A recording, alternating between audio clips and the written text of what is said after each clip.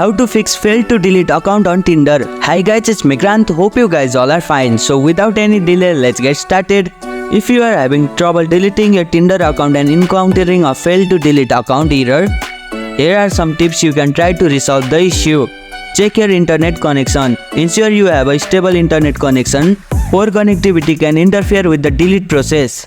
Update the Tinder app. Make sure your Tinder app is up to date. Sometimes bugs in older version of the app can cause issue with the account deleting process. Clear app cache and data. Go to your device setting, then go to app management or app. Find the Tinder, then tap on storage, then clear its cache and data. Log out and log back in. Try logging out of your Tinder account then logging back in. This can sometimes refresh your section and allow you to proceed with deleting process. Use a different device. If possible, try and deleting your account from a different device. Sometimes issue with a specific device can cause problem. If you liked our video, press the thumbs up and share button. If you have any question, comment down below and don't forget to subscribe the channel for more tutorials.